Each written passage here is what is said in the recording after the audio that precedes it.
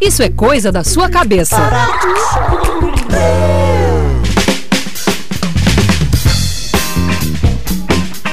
Primeiro vem a faísca do amor, a identificação com o outro, mas aí a paixão começa a se apagar. Muitas vezes, então, surge o desejo de traição. E, por fim, arrependidos, os amantes, para continuar vivendo em paz, um com o outro e consigo mesmo também, precisam e querem o perdão.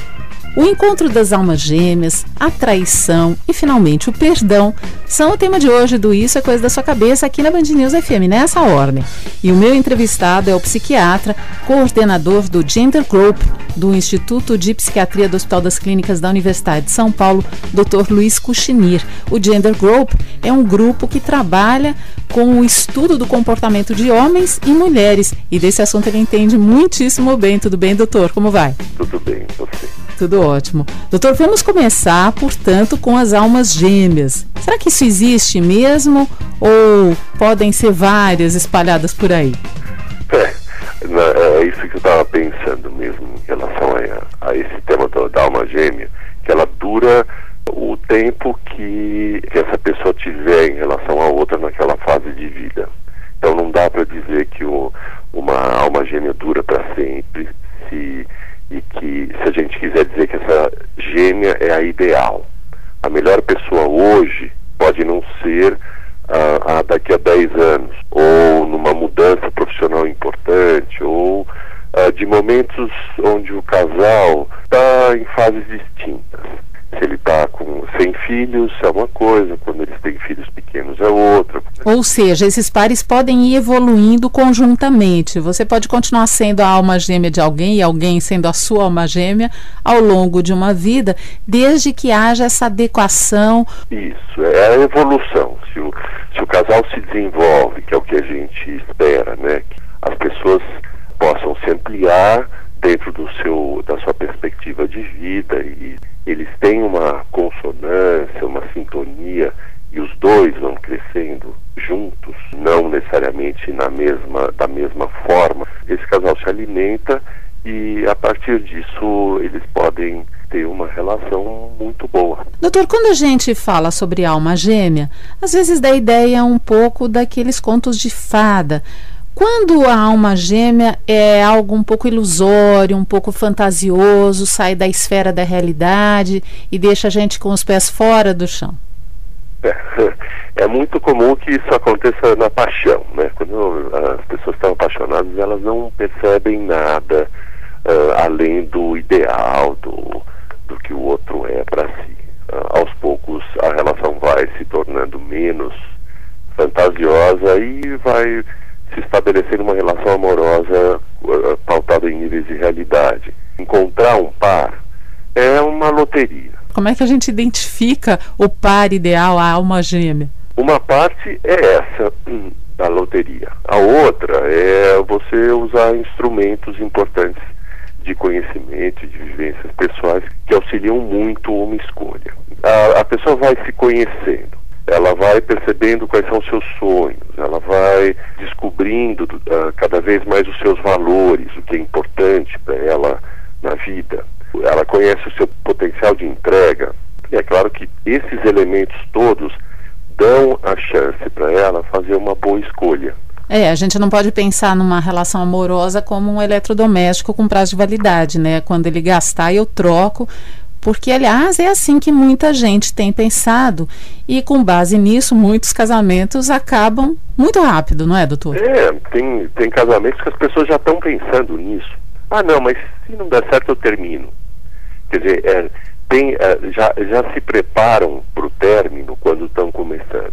Não é só que elas estão tendo um dado de realidade de que as coisas podem terminar, mas muitas vezes elas não querem enfrentar o que não está bem naquela relação. Quando você se prepara para o término, significa que você está deixando de viver a possibilidade da atualidade, do que está errado e de resolver aquilo que está errado, e já começa a prospectar a possibilidade de você ficar sozinho ou de olho numa outra pessoa, né? Tem que ter coragem para aceitar que não está muito seguro naquela relação. Isso sempre tem que existir um nível de realidade aí. Agora, não se pautar no planejamento dessa relação em que ela vai terminar um dia. Não é desse jeito que a gente constrói alguma coisa. A gente não constrói uma casa pensando que ela vai cair, nem uma ponte, nem nada.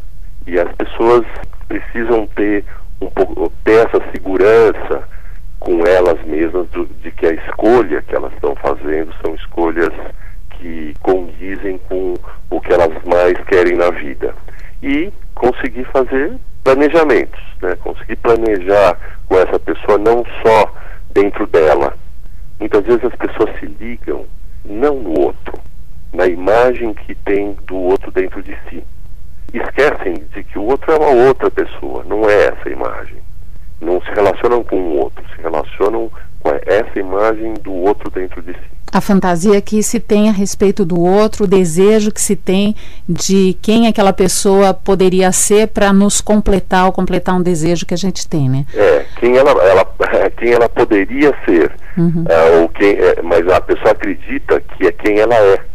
Esse que é o problema, né? Agora, doutor, se a pessoa não se conhece bem, possivelmente conhecer o outro será, portanto, mais difícil ainda. E encontrar essa alma gêmea fica uma missão quase que impossível. Eu pergunto ao senhor, alimentar essa ideia de encontrar um par ideal não pode fazer a pessoa viver eternamente insatisfeita, eternamente naquela questão, mas ainda não é a pessoa certa. Essa mulher ainda não é aquela mulher que eu gostaria para completar minha vida. Esse homem ainda não é o homem com quem eu sonhei a vida toda. O ideal é sempre praticamente impossível de se conseguir. Ser uma pessoa que consegue tolerar a frustração do outro não ser exatamente como ela imaginava, é uma maneira de aceitar um vínculo, aceitar se vincular, se relacionar com alguém. Tem muita gente que vive mesmo como você está descrevendo, exigindo, esperando algo tão difícil de ser atingido que ninguém vai conseguir ocupar esse lugar do ideal. Então é muito importante que as pessoas consigam desenvolver uma relação de tolerância, mas uma relação de tolerância verdadeira, onde ela mesma perceba que o que ela não está tendo é algo que ela pode aceitar, que ela pode conviver, que ela vai conseguir construir uma relação importante na vida dela.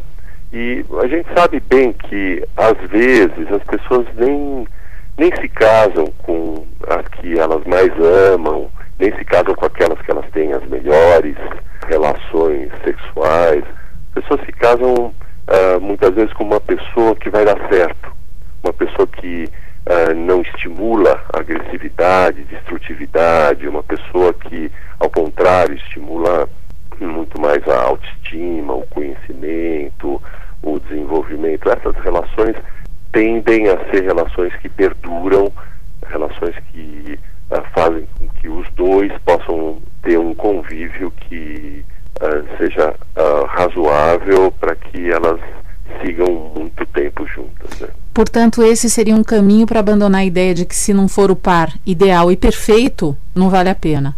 Pois é, exatamente. O ideal e perfeito, às vezes, ele é pautado em questões que não subsistem, que não persistem, que não são relações estáveis, né?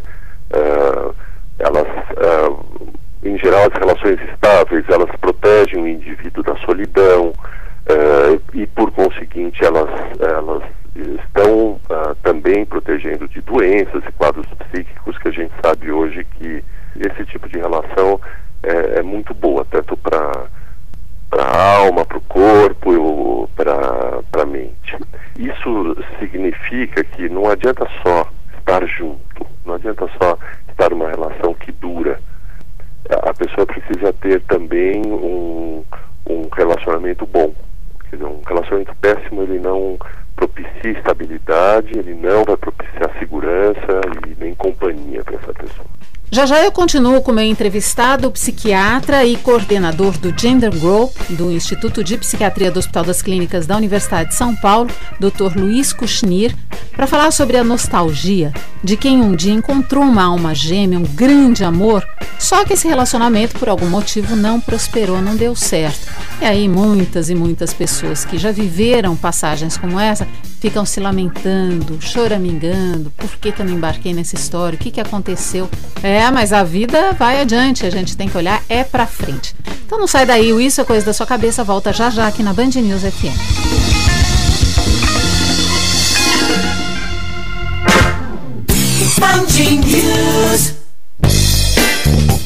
Estou de volta aqui no Isso é Coisa da Sua Cabeça, que nessa primeira parte está falando sobre almas gêmeas. Meu entrevistado é o psiquiatra Luiz Kuchnir, que pesquisa as relações de gêneros no Hospital das Clínicas da USP. Doutor, finalmente sobre as almas gêmeas.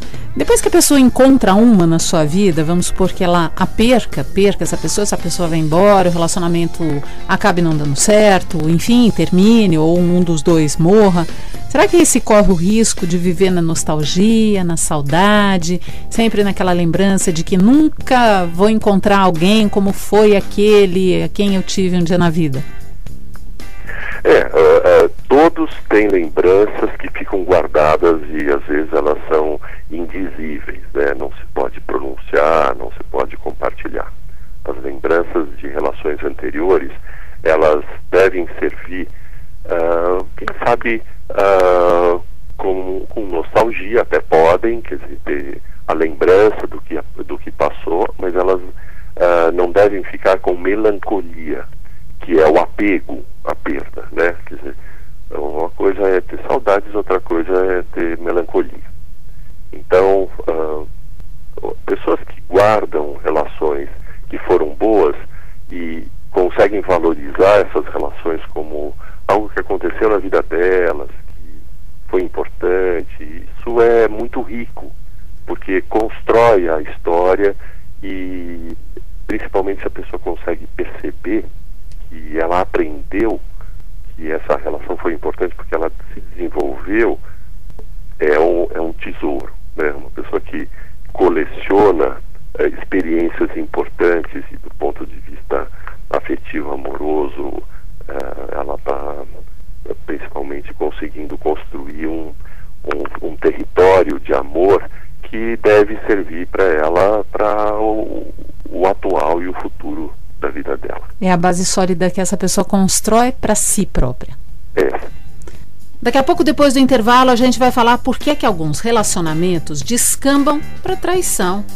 Depois de ter a sorte de encontrar a alma gêmea, aquela pessoa por quem você é profundamente apaixonado, alguns acabam olhando para o lado, descobrindo um novo afeto e aí acabam traindo. Traem, às vezes, até pela internet, chamada infidelidade virtual. Então nós vamos falar também sobre a traição no próximo bloco. Eu lembro que você, se tem uma opinião, quer participar da nossa programação, do Isso é Coisa da Sua Cabeça, quer mandar uma sugestão, é só você escrever para mim. inêsdecastro@bandnewsfm.com.br. Manda sua sugestão de tema, a sua dúvida, a gente aborda todos os dias nos nossos boletins ou nos programas em versão ampliada, como você está acompanhando agora. Vamos atualizar as principais notícias do dia, já já eu volto com Isso é Coisa da Sua Cabeça aqui na Band News FM. Band News. Depois de grandes encontros, a identificação de um grande amor, muitas vezes vem o cansaço, a rotina e a traição. Eu vou perguntar ao meu entrevistado, psiquiatra, coordenador do Gender Group, do Instituto de Psiquiatria do Hospital das Clínicas da Universidade de São Paulo, Dr. Luiz Kuchnir. Doutor, vamos começar agora este bloco falando sobre as traições e também sobre a infidelidade virtual, que parece que é uma modalidade de traição bem atual, né? Será que dá pra gente dizer que infidelidade pela rede é igual àquela outra infidelidade, aquela que se praticava cara a cara? Olha, Inês, esse é um tema que, claro, apareceu depois da internet e ele vem cada vez se configurando mais, porque as redes dão uma liberdade para as pessoas que é uma liberdade muito semelhante ao imaginário, né? a liberdade de poder se imaginar com alguém, imaginar o outro, como é que o outro é, e poder fazer o que quiser, ele acontece muito em fantasias.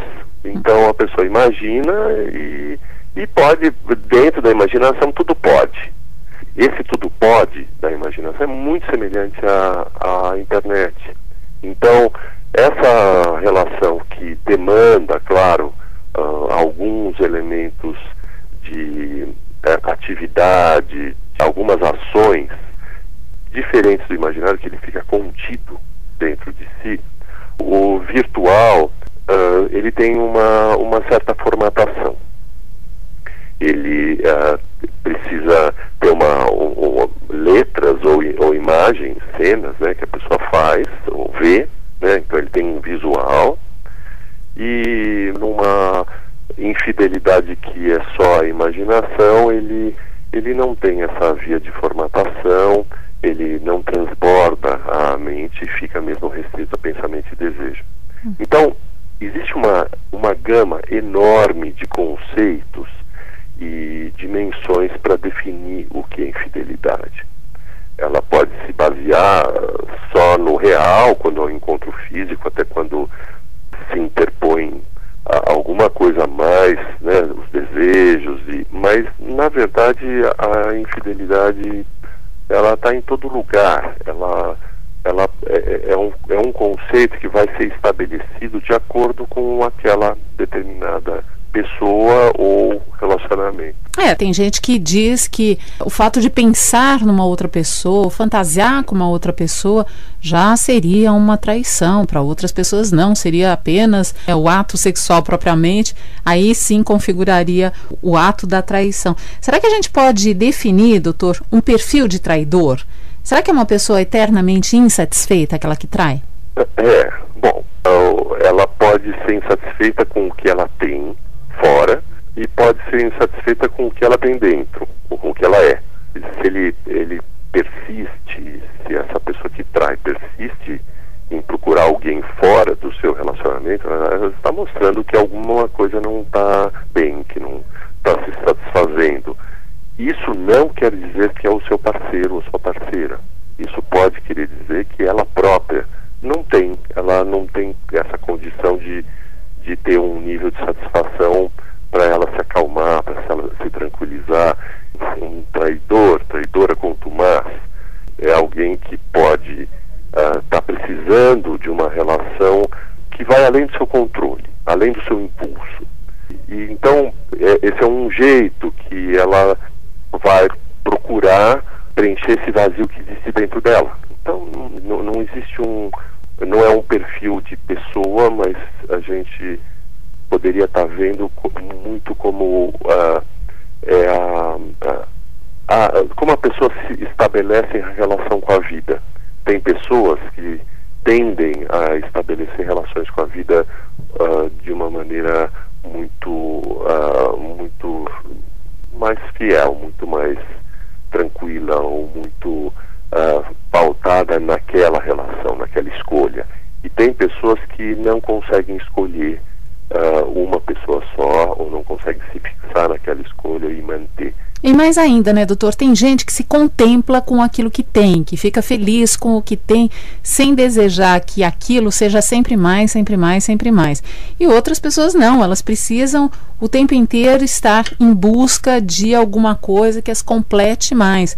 São pessoas mais insatisfeitas mesmo, não?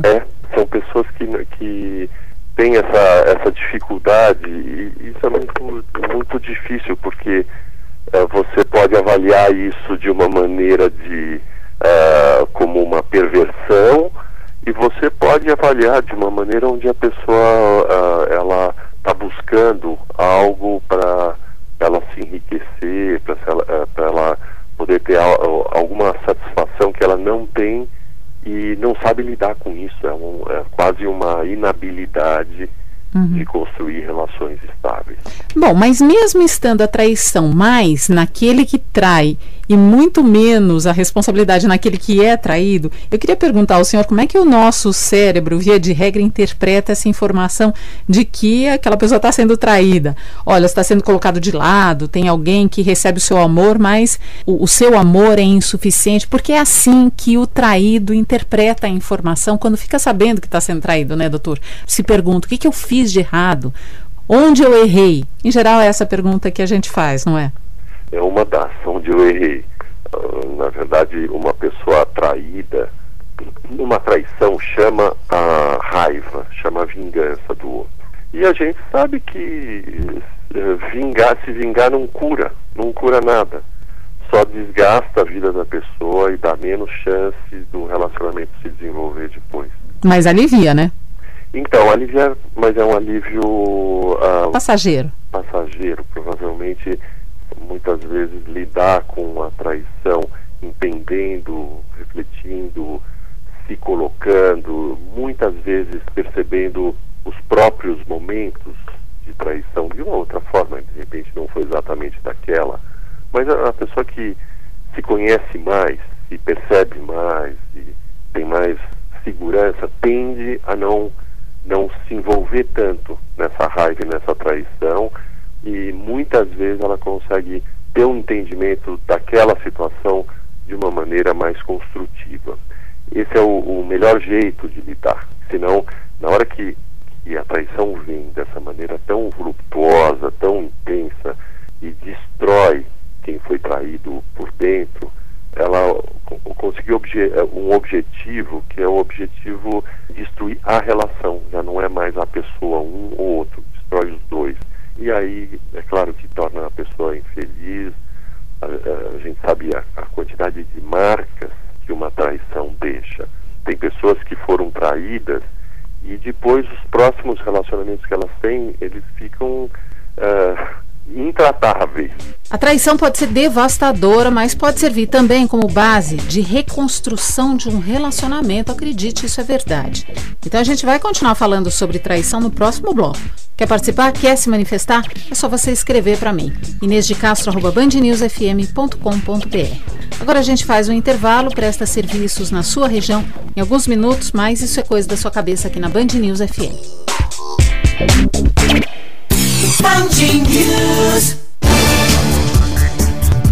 O Isso é Coisa da Sua Cabeça de hoje está falando de uma trinca amorosa. A gente começou falando sobre os encontros, as almas gêmeas, quando você descobre aquele seu par ideal. Estamos falando agora do que vem depois. Para muita gente é isso que acontece, que é a traição. E já a gente vai falar sobre o perdão. Eu vou perguntar ao meu entrevistado, o psiquiatra coordenador do Gender Group, do Instituto de Psiquiatria do Hospital das Clínicas da Universidade de São Paulo, Dr. Luiz Kuchnir, como é que a gente supera uma traição? Eu sempre peço para a pessoa um conceito que é muito importante. Vamos ampliar essa situação. Quer dizer, não particularizar para que consiga conhecer cada vez mais detalhes dessa situação da traição. Não interessa em nada os detalhes. Os detalhes só vão servir para machucar mais. Se a pessoa foi traída, ela tem que rever essa necessidade que ela tem de ter o outro dessa maneira tão única, tão individualizada, tão particularizada. O que tem mesmo a ver com amor, essa necessidade de fidelidade? Não é, o outro nunca é posse de ninguém. É uma outra pessoa que vem de um outro lugar, que vem de uma outra família. Aí ela diz, mas outro me prometeu, mas ela me falou. É verdade, as pessoas falam, prometem. Em momentos de declaração, elas podem estar ali inteiras, mas o ser humano é humano. Surgem muitos momentos da vida que podem desviar a pessoa daquele momento. Doutor, vamos falar um pouco sobre aquele que trai, considerando a nossa sociedade monogâmica e nesses conceitos pré-estabelecidos de que casamento é com uma pessoa só. Será que aquele que trai consegue se recuperar e voltar a ter um par só? Ou será que aquele que trai está sempre de olho numa outra pessoa, se transforma num traidor contumaz? Eu já vi muitas pessoas que tiveram situações de traição, não as que foram traídas, mas as que traíram, tiveram outros relacionamentos e eles ficaram para trás. Se o relacionamento afetivo é mais forte do que aquele momento de traição, aquela fase de traição, a gente tem uma possibilidade de reconstituição e de uma maneira madura, adequada, e as pessoas podem ser muito felizes. Essa noção de que ter outras experiências com outras pessoas tem que ocorrer sempre antes do começo dessa relação, depois nunca mais. É um conceito muito hermético.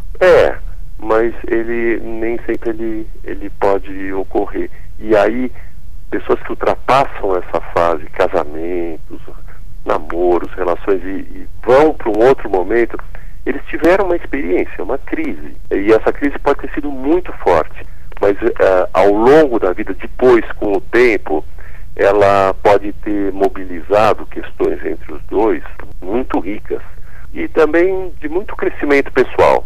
E aí os dois estão juntos depois e conseguem reformar essa proposta de uma maneira muito rica mesmo, muito interessante. Daqui a pouco, o perdão. Vamos falar por que é que perdoar pode enriquecer a vida de quem perdoa e também daquele que é perdoado. E como é que se livra da armadilha da cobrança, daquela fala tão comum que a gente ouve de vez em quando, que diz: olha, eu te perdoei, então agora você tem que fazer o que eu quero. Vamos fazer um intervalo, atualizar as principais notícias do dia já, mas isso é coisa da sua cabeça aqui na Band News FM.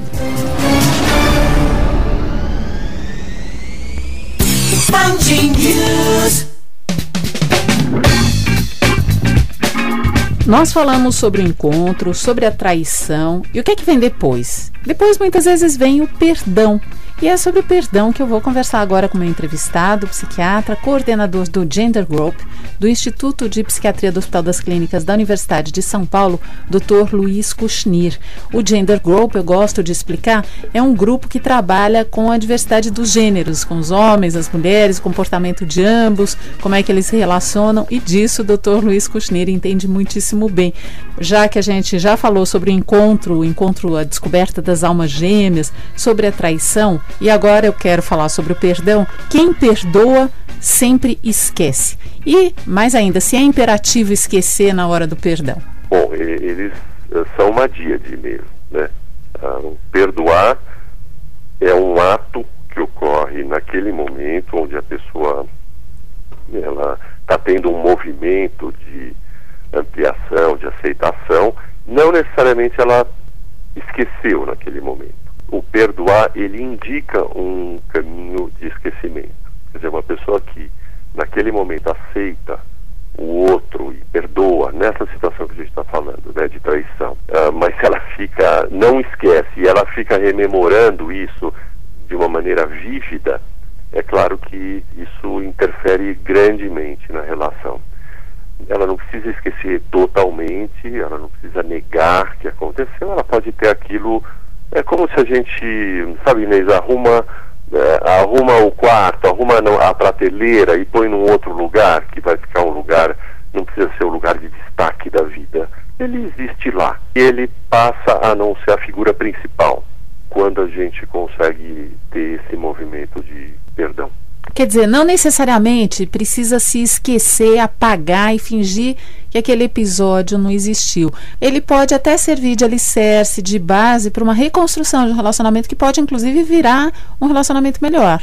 Claro, ele vai estar num lugar melhor, né? Quando ele está no lugar central, não aparece o perdão, a relação fica com esse estímulo constante e ela não consegue se alimentar novamente.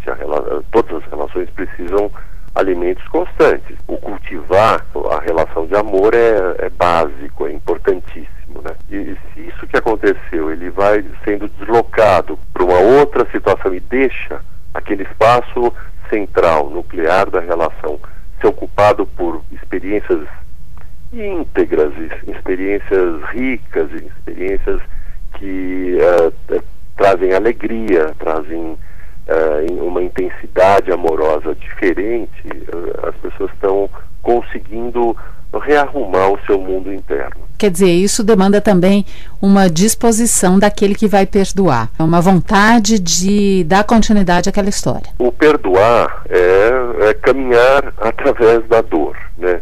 É aprender a conviver com o imperfeito, aceitar o outro como ele é. E aceitar que o outro não é um ser humano, que não é divino e que é alguém que pode pisar na bola mesmo. Doutor, eu quero falar sobre aquele que pede o perdão. Quem pede para ser desculpado, para ser perdoado, fica no papel do eterno devedor. Até porque aquele que perdoa, vira e mexe, aponta, olha, mas eu te perdoei desde que... E essa situação é uma situação que não ajuda em nada a reconstruir uma história de amor, por exemplo. Você sabe que esse tema, ele perpassa a humilhação. É como se a humilhação mudasse de lado.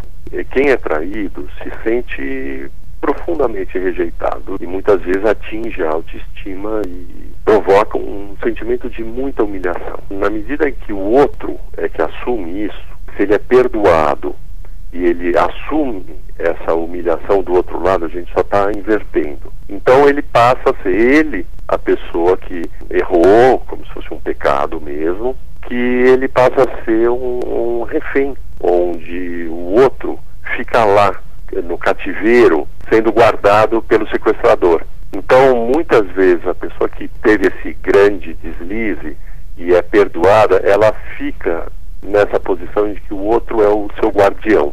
Agora, isso aí também pode alimentar uma raiva, também pode impulsionar novas traições, porque ninguém gosta de ter guardiões, né? Pois é, impede totalmente a liberdade, a criatividade, a espontaneidade. Pode nem provocar uma outra traição, pode provocar um nível de agressividade, pode, muitas vezes as pessoas, elas provocam o outro através do próprio fracasso.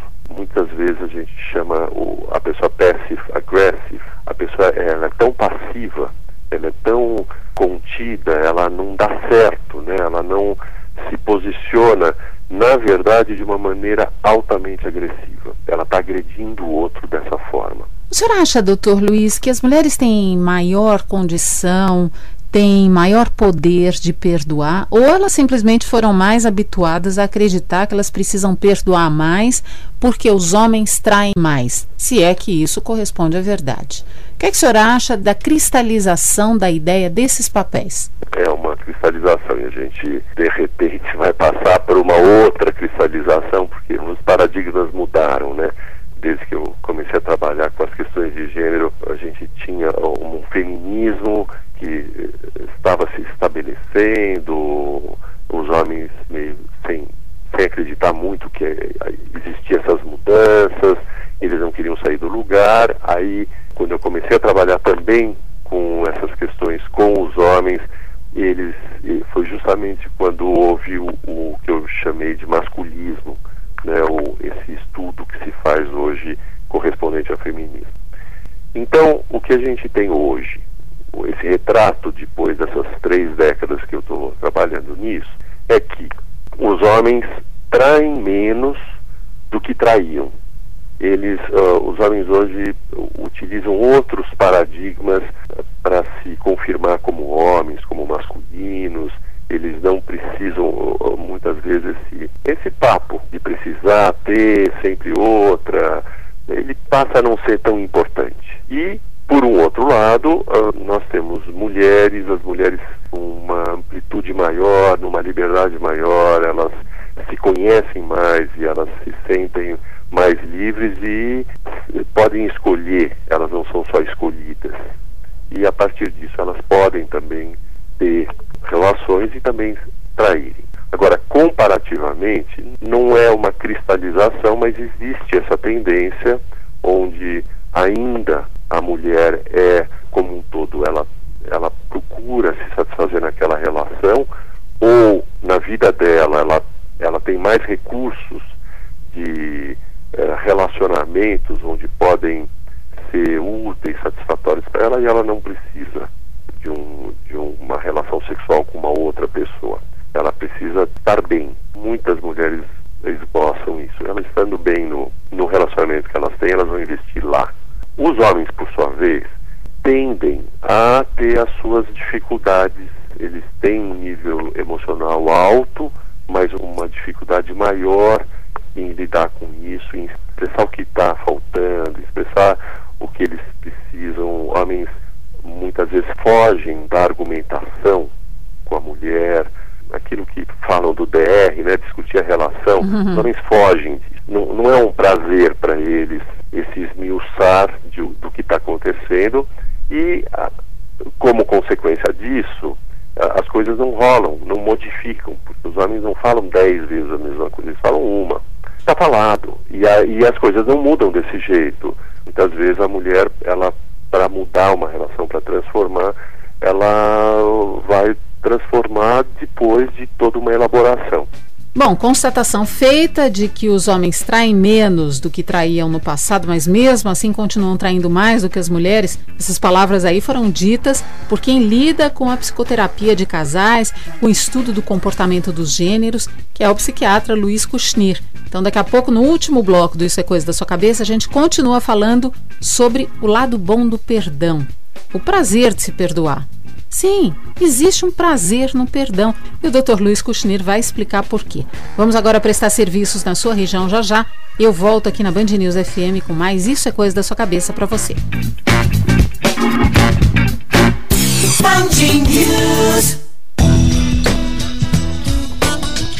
O Isso é Coisa da Sua Cabeça de hoje interessa para todo mundo, viu? Porque a gente está falando sobre o encontro das almas gêmeas quando você descobre aquele seu par ideal. E também falamos sobre a traição. Vamos agora continuar falando sobre o perdão, porque é isso que acontece em muitos casamentos quando se descobre a traição. E o perdão também tem um lado bom. Sobre isso eu converso com o psiquiatra, coordenador do Gender Group, do Instituto de Psiquiatria do Hospital das Clínicas da Universidade de São Paulo, Dr. Luiz Kushnir.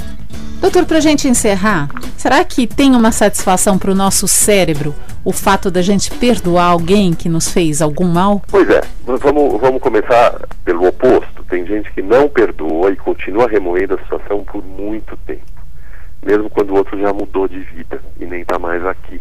Isso não faz bem para ninguém. Na hora que uma pessoa perdoa, ela sente um alívio, esse alívio da satisfação, alívio de você ter chegado num lugar que é um lugar que você se libertou. E é mesmo, como a gente estava falando, o sequestrador também é libertado quando o sequestrado vai embora. Se lá no cativeiro não tem ninguém, o sequestrador deixou de existir, ele não precisa mais ficar lá. Então, na hora que essa pessoa perdoa e sente o alívio, esse alívio tem a ver com ela. Ela se aliviou daquela posição. Ninguém detém uma avaliação tão importante de si mesmo quanto a própria pessoa. O outro não é o que decide se ela é boa, se ela é ruim, se ela é bonita, se ela é feia, se ela está bem, se ela está mal. Não é o outro, é ela própria, que é o que a gente chama de autoestima. Então, quando a pessoa está com uma autoestima boa, vai perdoar, e quando ela perdoa, ela está alimentando a autoestima. Esse é um mecanismo de retroalimentação. Como eu sempre falo, isso só faz bem para a saúde, faz bem para a criatividade, para a força interior, faz bem para o que ela quer conquistar na vida, e a vida não para, ela vai seguir, ela vai descobrir que ela tem um tempo aí de vida que ela tem que aproveitar da melhor maneira. Ela está parada, quando ela está lá nessa mágoa, ela está parada. Então é tudo de bom, ela pode tocar a sua vida de um jeito muito melhor. Sendo assim, o perdão é a possibilidade do recomeço. Sem ele, você fica numa história que já deveria ter acabado e não acabou porque você não consegue perdoar. Muitas vezes é assim que se termina muito bem uma história, né, doutor? Claro. Ele precisa ser colocado nessas duas esferas, na externa com o outro e na interna, a própria pessoa se perdoar do que aconteceu. Eu quero agradecer ao Dr. Luiz Kushnir, que é o coordenador do Gender Group, que é o grupo que estuda as questões de gênero, masculino, feminino, do Instituto de Psiquiatria do Hospital das Clínicas da Universidade de São Paulo, que comentou aqui na Band News FM a respeito de almas gêmeas, sobre a traição e agora, lindamente, a respeito do perdão. Doutor, muito obrigada pela participação aqui no Isso é Coisa da Sua Cabeça. Até uma próxima oportunidade. Até, Inês, muito obrigado. Um abraço a todos. E a você que nos acompanha todas as semanas no Isso é Coisa da Sua Cabeça, eu lembro que os nossos programas também ficam disponíveis na internet, no nosso site bandnewsfm.com.br. É só você clicar em colunistas, Isso é Coisa da Sua Cabeça, e ouvir ali este e outros programas que já foram ao ar. Obrigada pela sua audiência, sua companhia. Continue ligado, viu, aqui na Band News FM, porque semana que vem tem mais. Isso é Coisa da Sua Cabeça, com Inês de Castro.